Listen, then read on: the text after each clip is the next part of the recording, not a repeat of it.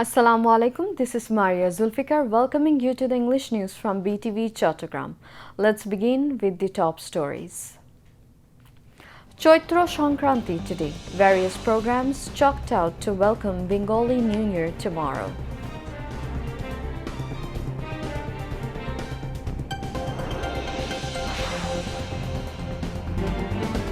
Prime Minister Tariq Rahman to inaugurate Farmers Card distribution program in Tangail on New Year tomorrow.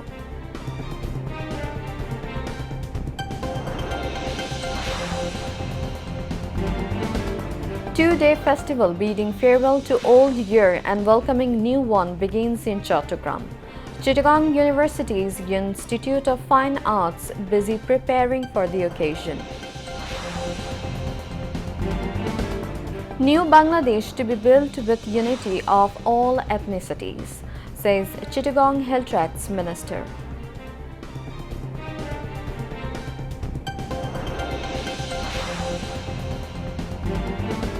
Positive feedback to be received next week over resumption of Indian medical and business visa, informs Prime Minister's Foreign Affairs Advisor.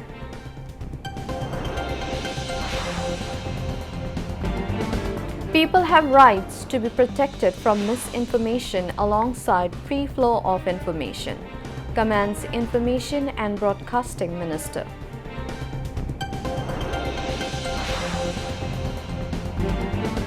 Iran warns of strict response against US President Trump's announcement of Strait of Hormuz blockade.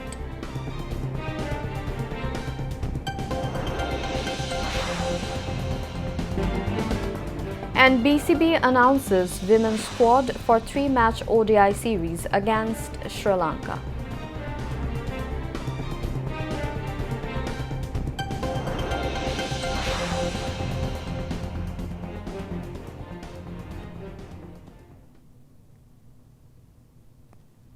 Viewers, those were the top stories. Now moving on to the details. Today marks the 30th of Chaitra, the final day of the Bengali year 1432. As time turns its cycle, one year comes to an end and another begins.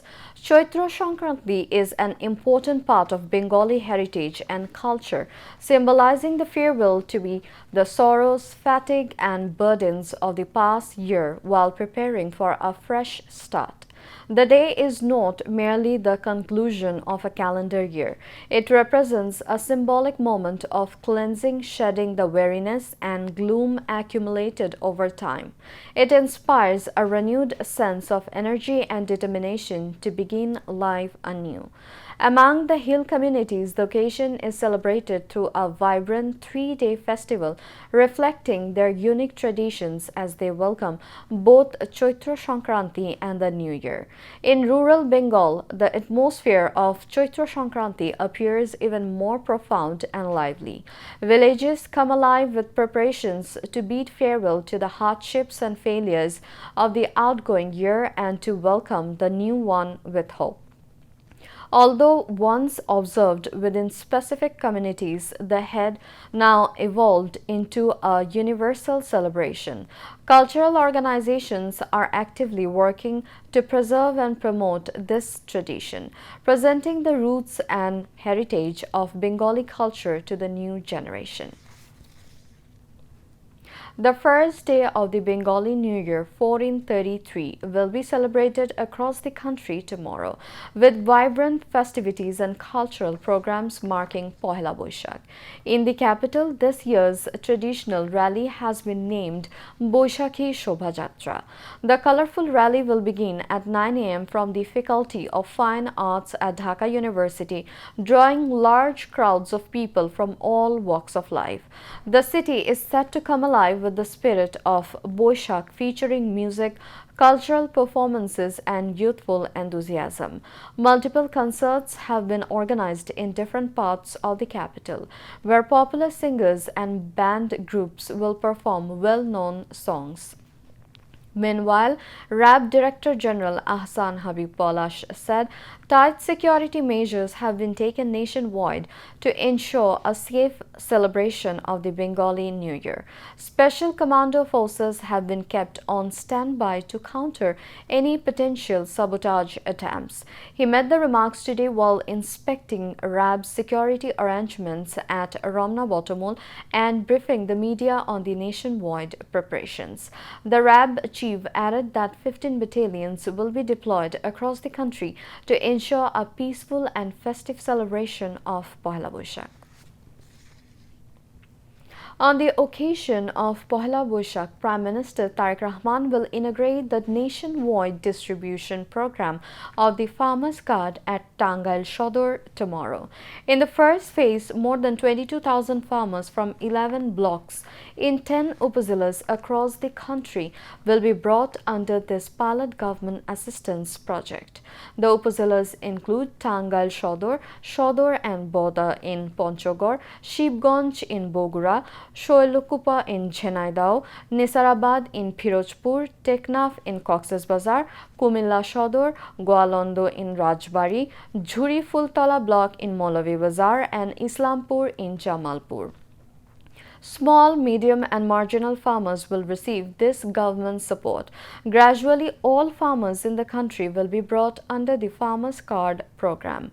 Through this card, farmers will receive 10 types of benefits including direct annual financial assistance of 2,500 taka, government subsidies, access to seeds and pesticides at fair prices, agricultural loans on easy terms, crop insurance, irrigation support, opportunities to sell their produce and access to modern agricultural equipment.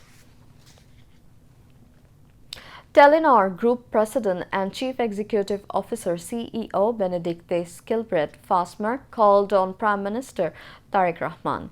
The meeting was held at the Prime Minister's Cabinet Division office in the Bangladesh Secretariat today.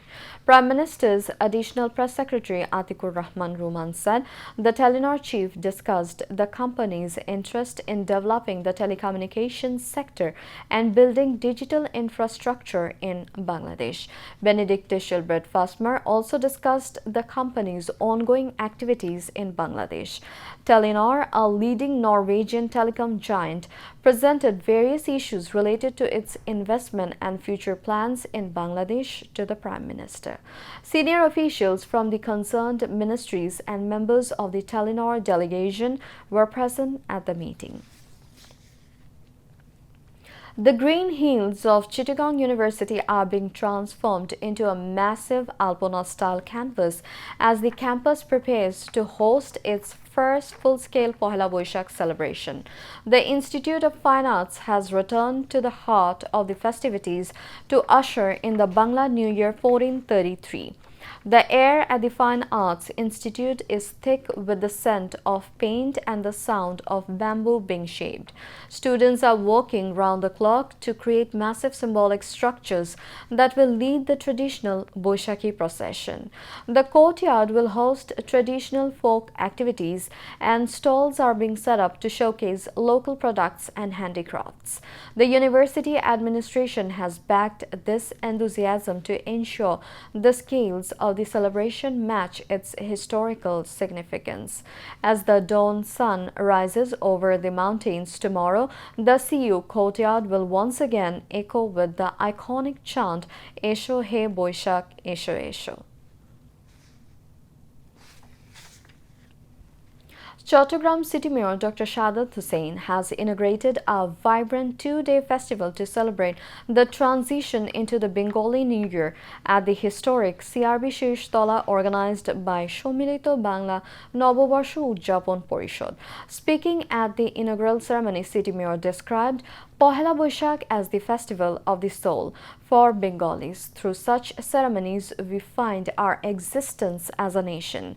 The mayor remarked, emphasizing the deep cultural roots and national identity tied to the celebration. Sommilito Bangla Noboborsho Udjapon Parishad member Secretary Niaz Mohammad Khan, Joint Convener Hassan Maruf Rumi, Joint Member Secretary Mia Muhammad Arif, Muhammad Ali and Metropolitan Justice Convener M.A. Musa Bablu and other leaders were present at the inaugural ceremony.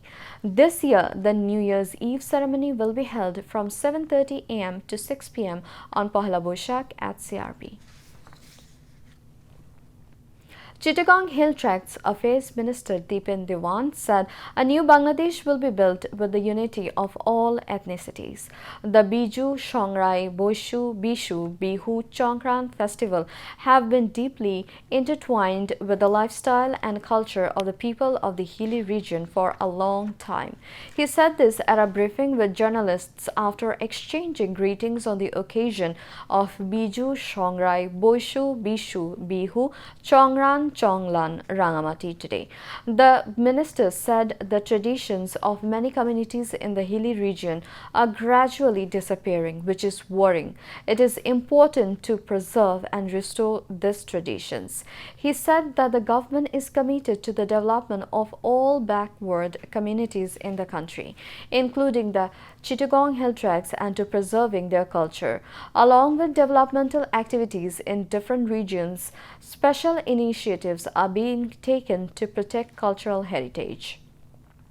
Rangamati District Council Chairman Agriculturist Kajol Talukdar presided over, while Deputy Commissioner Najma Ashrafi and officials from various government departments were present on the occasion. Meanwhile, a 3-day festival is underway in Rangamati as part of the New Year celebrations. The Foreign Affairs Advisor to the Prime Minister Humayun Kabir said positive discussions have taken place regarding the resumption of medical and other visa services for Bangladeshi citizens to India from next week. He shared this information while speaking to journalists after a routine meeting with Prime Minister Tariq Rahman at the Secretariat today. Referring to the recent visit of Foreign Minister Khalilur Rahman to India, the advisor said that the meeting between India's External Affairs Minister S. Jaishankar and Bangladesh's Foreign Minister was fruitful. He noted that the issue of restarting medical and business visas for Bangladeshis in India was discussed and that a positive response is expected within the next week. The advisor also said that relations between Bangladesh and India deteriorated after the July mass uprising when the ousted Prime Minister Sheikh Hasina was given asylum in India.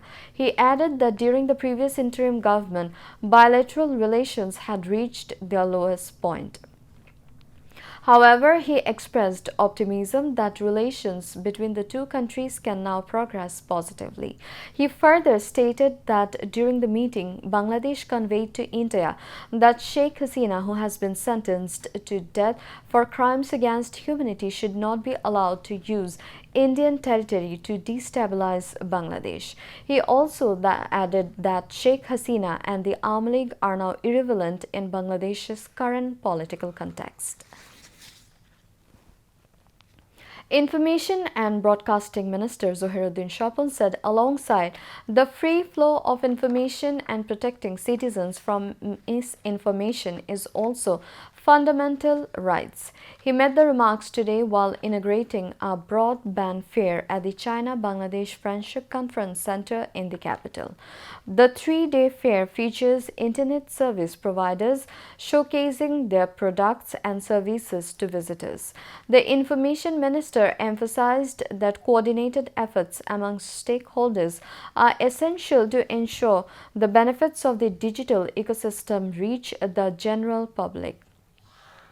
Prime Minister's ICT advisor Rehan A. Assad and Bangladesh Telecommunication Regulatory Commission Chairman Major General Emdadul Bari were also present at the inaugural ceremony. Now, international news.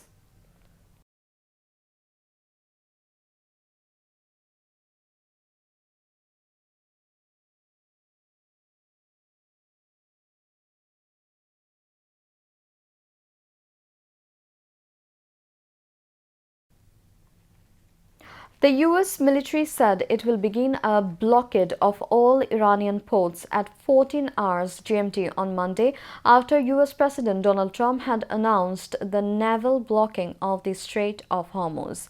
The announcement comes after talks ended on Saturday without a deal. In response to Trump's announcement, Iran's Revolutionary Guard Corps said any military vessel that approaches the Strait of Hormuz will be considered violation of the ceasefire and will be dealt with severely. The Unified Command of the Iranian Armed Forces said the United States' imposition of restrictions on the movement of vessels in international waters is an illegal act and amounts to piracy. Iran's Parliament Speaker Mohammad Bagher Ghalibaf, who led the Iranian delegation in Pakistan, said upon arriving back in Tehran that the country would not bow to any threats from Washington. Meanwhile, UK PM Starmer said whatever the pressure, Britain would not be dragged into the war on Iran and would not support a blockade of Strait of Hormuz. On the other hand, China has urged calm on all sides when asked about Trump's threat to launch a naval blockade of the Strait of Hormuz. Foreign Ministry spokesperson Guo Jiakun said keeping the key waterway safe, stable and unimpeded serves the common interest of the international community, adding that China stands ready to work with all sides to safeguard energy security and supply. Japan's Chief Cabinet Secretary Minoru Kihara said Japan has yet to decide whether to deploy its self-defense forces for mine-sweeping operations in the Strait of Hormuz. Japan is urging progress towards a comprehensive understanding between the two sides. Meanwhile, Donald Trump's threat is the latest escalation in the war, pushing oil prices above $100 a barrel and rattling Asian markets amid fears of a prolonged disruption to global supplies.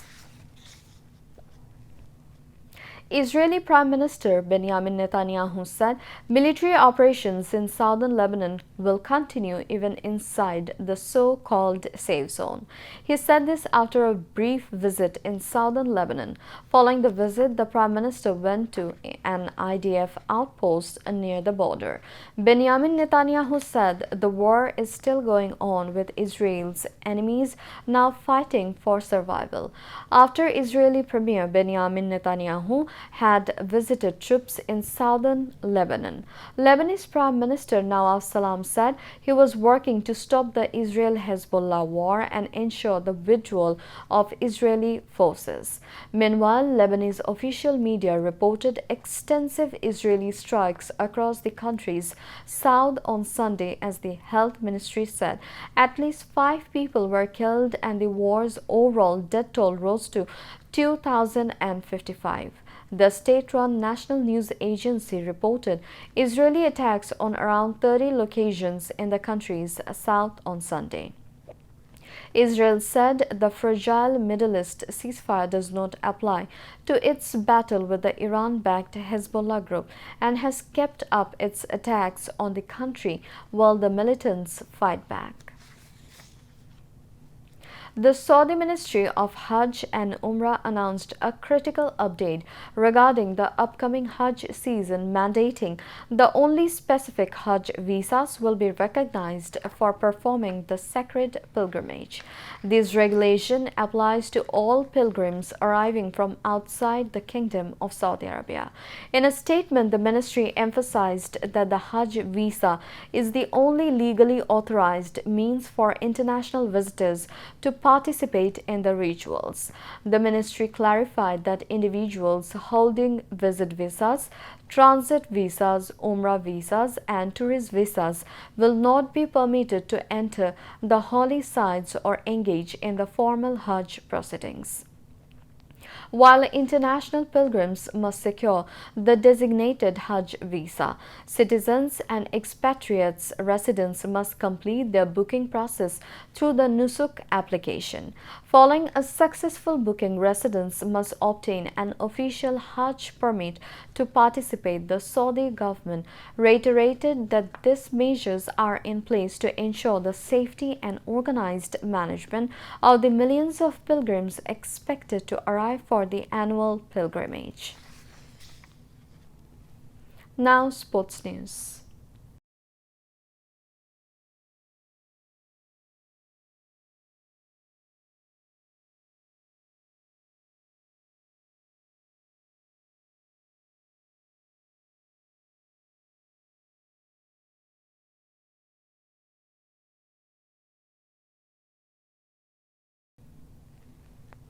Cricket. Bangladesh Cricket Board (BCB) announced a 15-member women's cricket team squad for the upcoming three-match ODI series against Sri Lanka. Wicketkeeper batter Zwaria Firdaus, the 20-year-old, has previously featured in 70 T20 internationals for Bangladesh, has earned her maiden ODI call-up following consistent performances across various levels. Meanwhile, right-handed middle order batter Sharmin Sultana returns to the ODI setup after a gap of 7 years, adding experience to the side. The team will be led by captain Nigar Sultana Jyoti, with Nahida Akhtar serving as the vice captain.